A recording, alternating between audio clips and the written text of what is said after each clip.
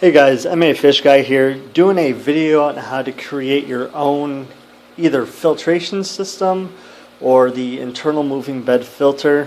It's actually quite easy and really inexpensive to do.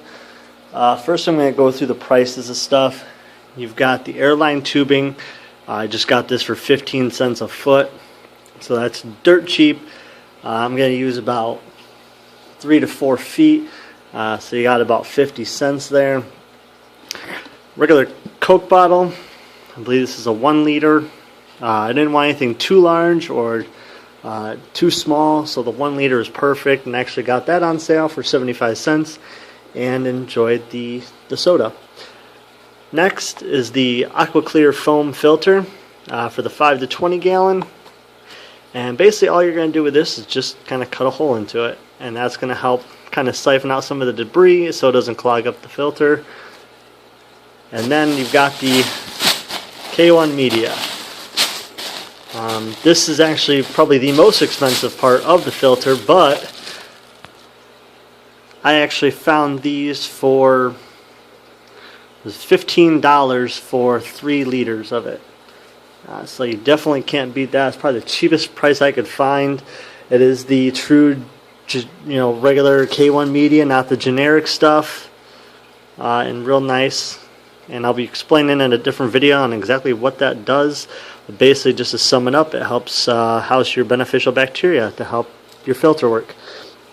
But first, what you want to do is you want to drill quite a few different holes into the actual bottle. You see, I got some on the sides, some on the top, and then the cap. You want quite a few holes in there, but not too many. And then here on the back side, there's actually the hole for the airline tube. Now I'll be adding 2 more holes onto the back side, so the same side that this is on, you want to add 2 more holes for the actual suction cups.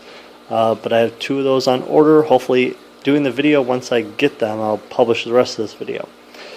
But anyways, it's quite easy to do. Just going to take the top off.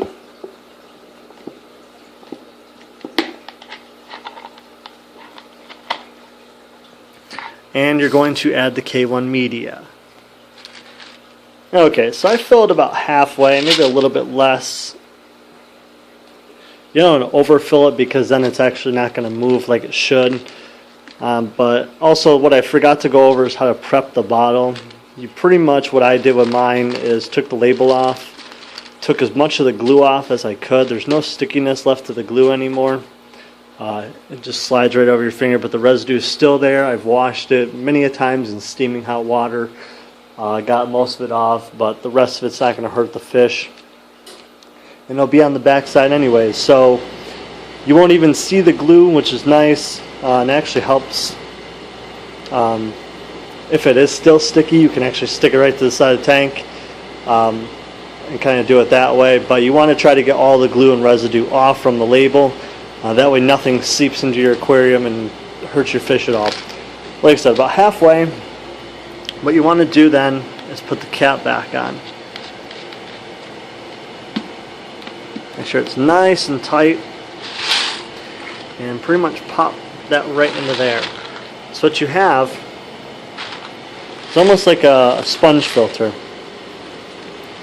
Then what you want to do is you want to insert the airline tubing. But when you do that, you only want to make sure it goes about halfway. So you can see right there, you don't want it to go all the way. That way you get the bubbles nice and up in the middle and kind of move this stuff around. This sponge right here is to kind of help get debris sucked up into it. And what it does is actually creates a siphoning motion. So once the bubbles blow up, it actually creates a siphon that sucks things through here. You do have the holes on the bottom of the cap that help stop debris, but the sponge filter is nice because it kind of sucks everything to it. And you do want to clean these about every week to 2. If you have a high amount of fish in the tank, then I would do it every week. But what is nice is when you do have that cap on, you can actually leave the air pump on still and allow the filter to keep going and nothing to be disturbed. You just take the sponge filter off and clean it. No problem right there. So next you're going to be hooking this up to an air stone, and I'll be showing you that video coming up here in just a minute. Okay, I just wanted to show you real quick the suction cup. You can add one or two. If you did add two, you want to add one up here and one down here. But I don't have a whole lot of movement in the tank, so it's really not going to create a big issue.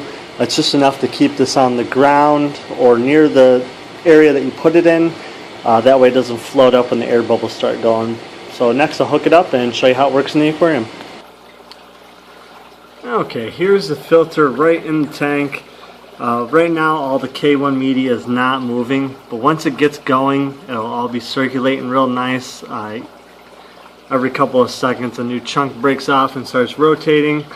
But what you can do is you can also increase the flow of air, and I'll kind of show you that in the next segment of this video. But if the bubbles are too big or too loud, I just cut more holes in the top, and that allows them to quietly run through it instead of noisily, creating a large bubbling motion, especially if you have it up in the house or in a room where someone maybe is next to it sleeping. Then it can create kind of a problem. But I have this down in the basement, so it's definitely not an issue for noise. So let me show you what an increased flow. This is just your normal sectioned off air pump, but once I give it full pressure, I'll show you what it does. Okay, that's with full airflow. Like I said, once it gets going, it usually takes about a day or two for it to start all moving around. But that is your internal moving bed filter. All those little bile rings in there will create beneficial bacteria and allow it to house on them, and that's going to help keep your tank crystal clear, free of nitrites, ammonia. It's just going to overall be a great beneficial thing to your tank. So if you have any questions, comments, concerns on how to build one of these, I'll be doing another model. I'm actually going to be looking into how to make these a little bit more pleasing to the eye. These are a conversation piece when someone sees them, but I will kind of want to add some coloration to it. No one's really done that yet, so I kind of want to experiment with that and safely do some kind of coloration with the filter and actually the biomedia, and nothing that will kill the bacteria, but just add some color to it. So if you have any questions, comments, concerns, I'll post a link down below to the person I bought the K1 media off of, and the prices are dirt cheap, and it is the actual K1 media, not the generic stuff. So you shouldn't have a problem with it. And like I said, I think it was 3 liters for 20 bucks, and that was with shipping. It is in the US, I believe in Pennsylvania. So I'll post a link down below. You can also check out my website, mafishguide.com, for all your aquarium needs. And just a quick recap: 5 through 20 aqua clear foam filter, K1 media, Coke bottle, airline, and that's it. You can also add a T-valve if you wanted to come up directly through the bottom of the cap and allow more airflow into the actual bottle. But that's all up to you. There's quite a different methods how to do this. So check out more videos on my channel. If you have a viewer request, put it down below and I'll be glad to do it. Thanks.